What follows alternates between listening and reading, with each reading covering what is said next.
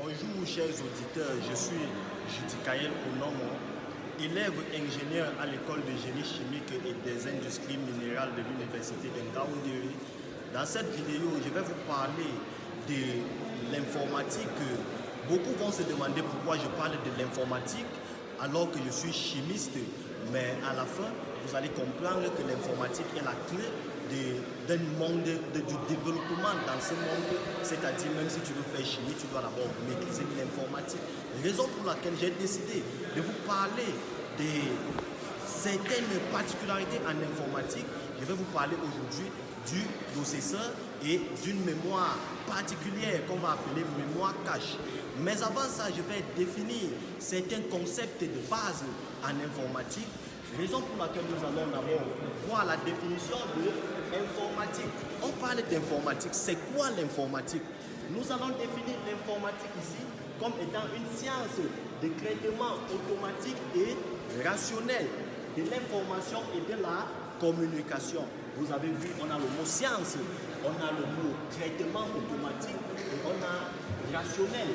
Rationnel ici, c'est un traitement logique. C'est-à-dire quand on parle de rationnel, on parle de la logique.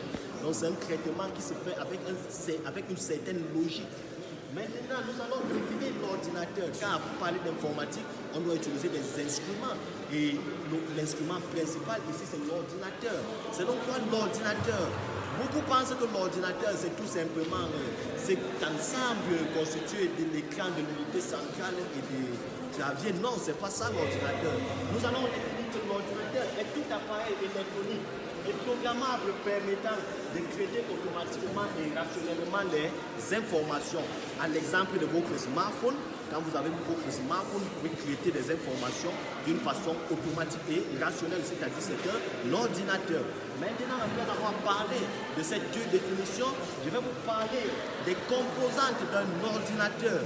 Nous allons dire ici que l'ordinateur est constitué essentiellement d'un processeur, d'une mémoire centrale, des périphériques et des bus. Maintenant, en ce qui concerne le processeur, nous allons vous parler d'un processeur particulier qui est ici le processeur i-Core 7. Nous allons vous dire ce que signifie processeur i-Core 7. Lorsque vous voyez cette écriture, nous avons i-Core 7. On a dit ici, donc le i signifie Intel, c'est-à-dire c'est la maison de fabrication du processeur. Et vous voyez le mot core, il est en anglais. Et quand on le transforme en français, c'est noyau. C'est-à-dire le processeur i-Core 7, c'est un processeur qui possède 4 cœurs, permettant d'augmenter la vitesse de traitement des informations. Vous allez donc constater que ce 7 est là pour présenter la vitesse de traitement de ce processeur.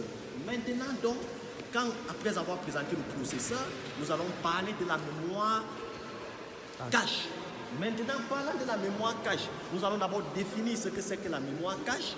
Nous allons dire ici que la mémoire cache, c'est une mémoire particulière qui est située entre le processeur et la mémoire centrale. Comme vous pouvez le constater, nous avons le processeur, nous avons la mémoire centrale et entre les deux est située une mémoire cache qui sert de relais. Maintenant, quel est le rôle, le principal rôle de cette mémoire cache? La mémoire cache nous sert à quoi? Comme nous l'avons dit, le processeur nous sert à traiter les informations. Maintenant, lorsque le processeur finit de traiter une information, ces informations seront stockées de façon temporaire dans la mémoire cache et dans la RAM qui est plus éloignée du processeur que la mémoire cache. Mais alors, lorsque le processeur a une autre information à traiter qui semble être la première information déjà traitée, le processeur va se retourner vers la mémoire cache au lieu de partir vers la RAM qui est plus éloignée. Il va se retourner vers la mémoire cache pour demander la solution à ce problème. Raison pour laquelle nous allons constater que la mémoire cache nous sert à augmenter la vitesse de traitement des données dans un ordinateur.